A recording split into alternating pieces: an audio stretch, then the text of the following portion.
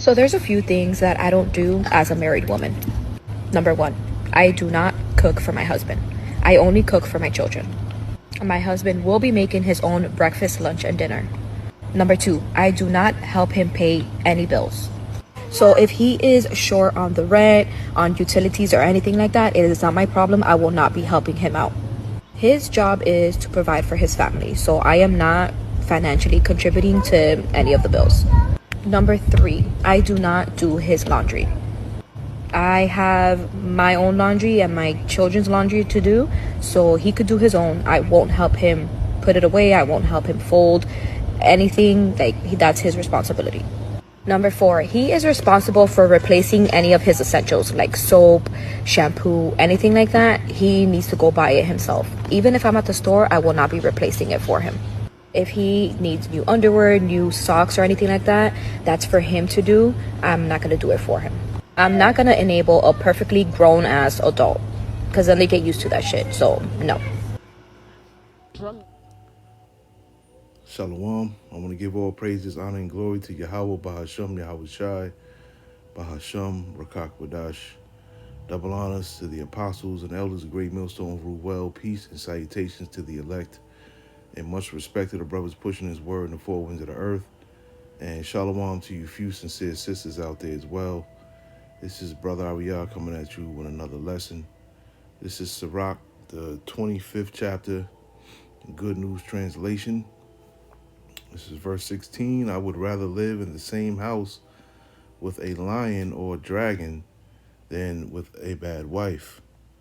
This is verse 23. It says, a bad wife will make her husband gloomy and depressed and break his heart, and show me a timid man who can never make up his mind, and I will show you a wife who doesn't make her husband happy.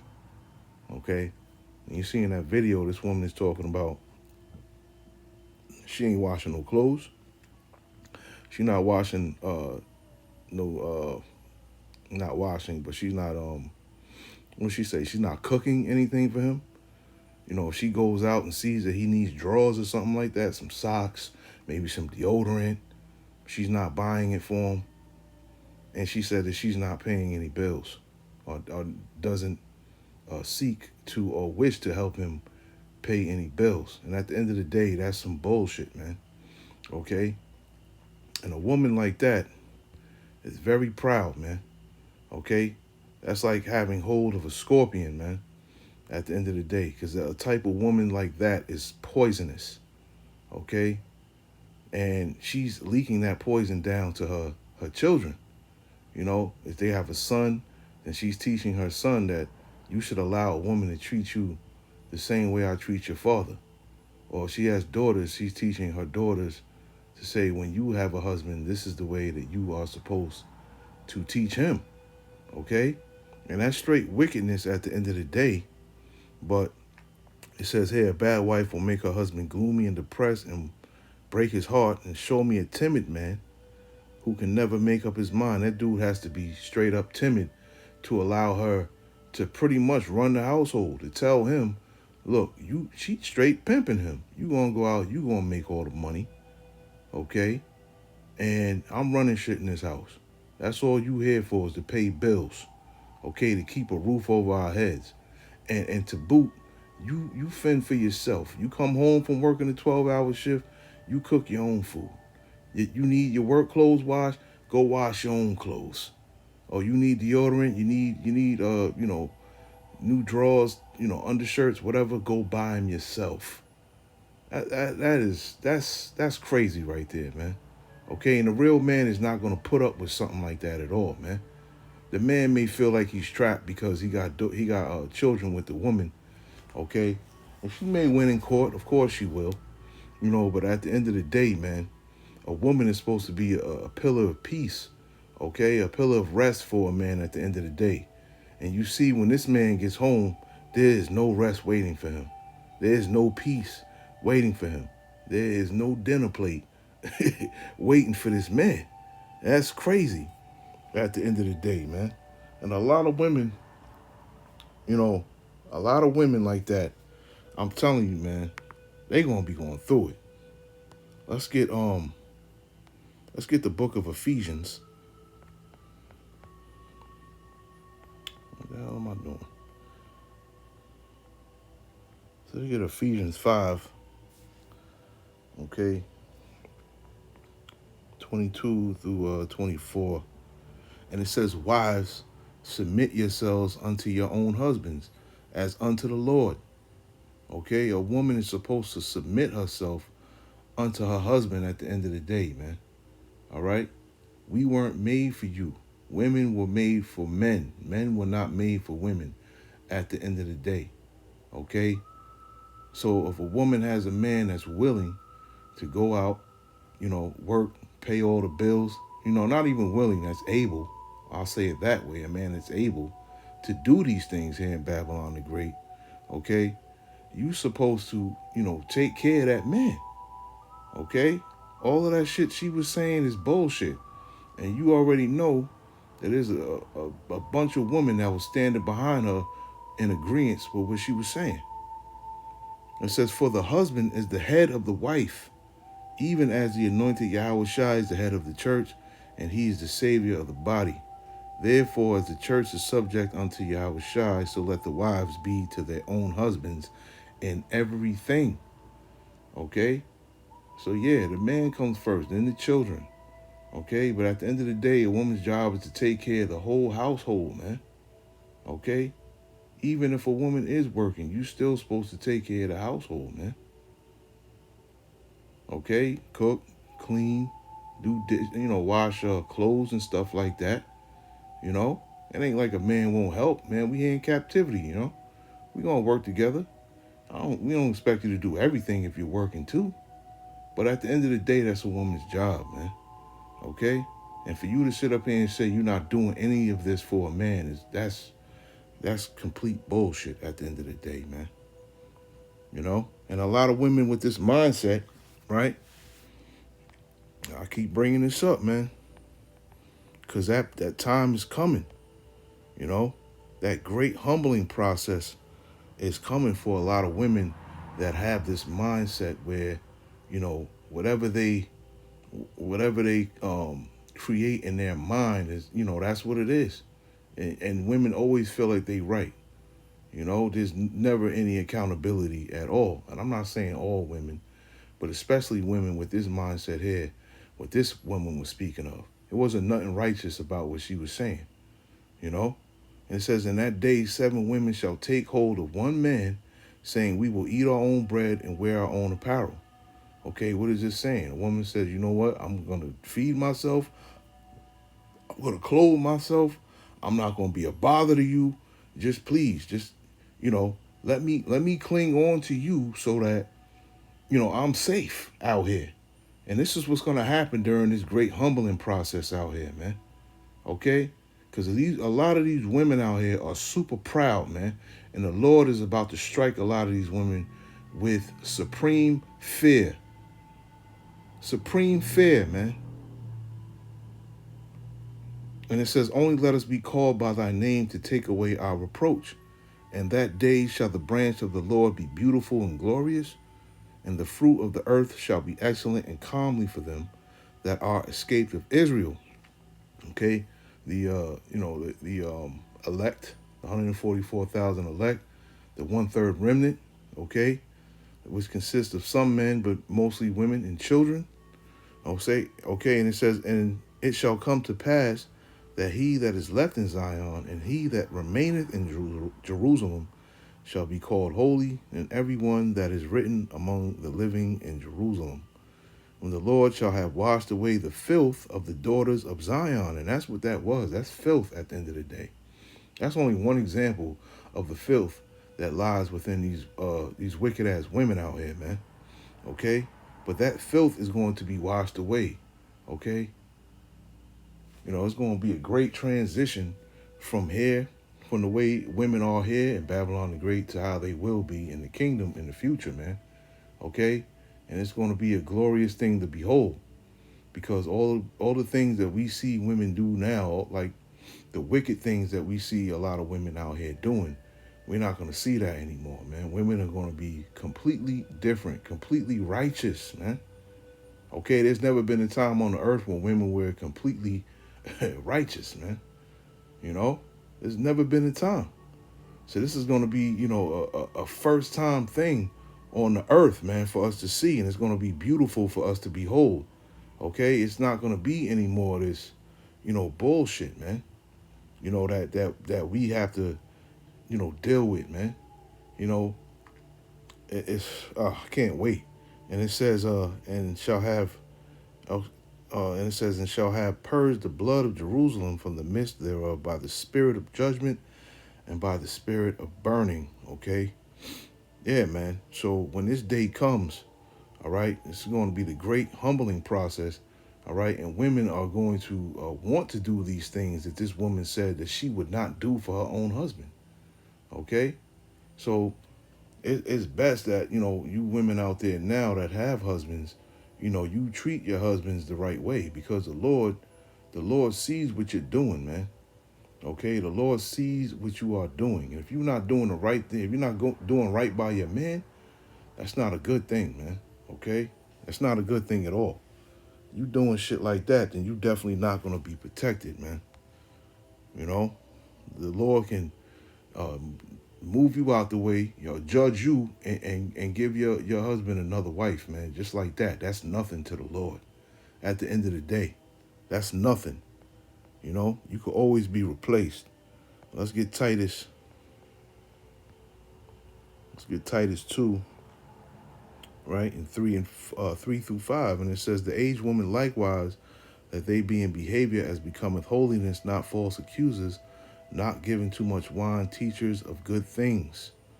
Okay, teachers of good things, that they may teach the young women to be sober, to love their husbands, and to love their children, to be discreet, chaste, keepers at home, good and obedient to their own husbands, that the word of the Lord be not blasphemed. Okay, and we shit, we don't really see that, now. Okay, because a lot of us brothers have women that are, you know, still in the world. So this is something that we'll be able to experience in the kingdom. All right, now if a man, has a woman that's in the truth, I mean, that's a plus. That's a good thing, man. But it doesn't mean that your woman is virtuous at the end of the day, man. All the stories that I've heard about some women that are quote unquote sisters, and I've heard plenty. So at the end of the day, it really means nothing, okay? But the Lord, sees what you're doing, and you should always remember that, and focus on that fact that the Lord is always watching, okay? And I'm just speaking to the women right now. The Lord is always watching you. He's always watching to see how you treat your husband and how you are, how you are with him, and how you hold down the household and things of that nature. The Lord is watching, man. Let's get Proverbs. Let's get the book of Proverbs. I'm not going to make this long at all. Proverbs 31. No. Yeah, hold on, let's see. Proverbs 31, right? Yeah. Let's get Proverbs 31. Start at 26. And it says, she openeth her mouth with wisdom, and in her tongue is the law of kindness. And she looketh well to the ways of her household, and eateth not the bread of idleness. And her children arise up and call her blessed, and her husband also, and he praiseth her. It says, many daughters have done virtuously, but thou excellest them all. It says, favor is deceitful and beauty is vain, but a woman that feareth the Lord, she shall be praised. Okay? So yeah, beauty is vain. Okay, at the end of the day, we don't look for a woman that's straight beautiful or whatever. Those are things that okay, we may look, we're men, but at the end of the day, we know that that's not a thing of importance. What matters is the inner woman. Okay, the woman that you are inside. What type of spirit you have. Okay, how are you going to treat me? Right? How are you going to treat our children? You know, How you going to treat yourself? You know, these are things that are important, okay? Because beauty can only take you but so far. Now, when Isaiah 4 and 1 come to pass, you're not going to be able to beautify yourself. You're not going to have sexy clothes. You're not shit. Half the time, you're not even going to be clean, right? You ain't going to have makeup, no eyelashes, none of that. So you being beautiful is not going to save you in that day. What's going to matter is what type of woman you really are. What type of woman you truly are, man.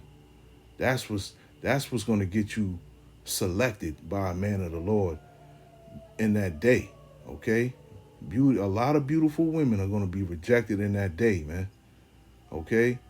And, terrible things are going to happen to those women that are rejected, that are not under the wings and protection of Yahweh Hashem Yahushai in that day, man, okay?